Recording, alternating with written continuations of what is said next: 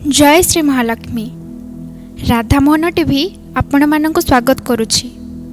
लक्ष्मी व्रत बा माणबसार एही शुभ मुहूर्त रे आपण मानक एक अमूल्य वार्ता। ऐश्वर्यर देवी धनवर्षिणी माता महालक्ष्मींकर एही रहस्य को जानिबा पई दयाकर भिडियोटी को संपूर्ण देखंतु एवं चैनल को प्रथमे सब्सक्राइब करी लाइक शेयर एवं डाहाण पटे थिबा बेल आइकन को दबांतु।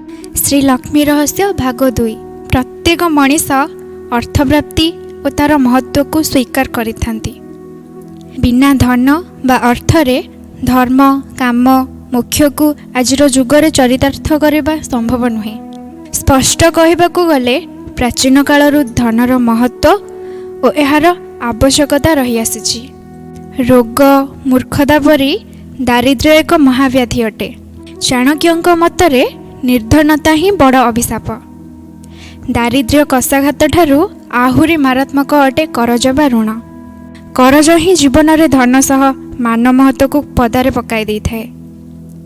पंडित मानक मतरे शंकराचार्यंक कनकधारा जंत्र सह जदि केही महालक्ष्मींकर स्वर्ण अला वर्षिणी मूर्ति बा प्रतिकृति पूजा करे तेबे उभय दारिद्र्य और ऋण मुक्तिर चिंतारू मुक्त होई परिबो।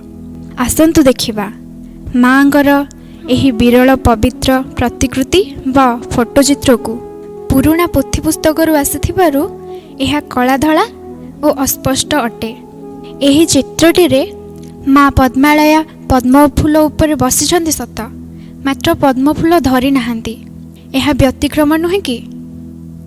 डाहाण हाथ अभय मुद्रा एवं बाम हाथ अक्षय मुद्रा रे शोभित एवं बाम हाथरू स्वर्ण अला वर्षा हेउछि। माँकर प्रिय जिनस मध्यरु अला अन्यतम अटे।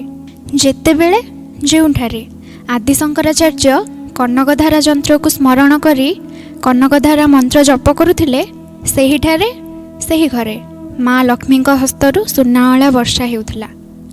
बंधुगण माँ माने आसंतु माँकर एही स्वर्ण अला वर्षिणी मूर्ति को पूजा करी कनकधारा जंत्रटी को ठाकुरंक पाखरे रखी माँकर आशीर्वाद लाभ करिबा। एही भिडियोटी आपनकु केमिति लागिला दया करे कमेंट देले खुशी हेबो। जय श्री महालक्ष्मी।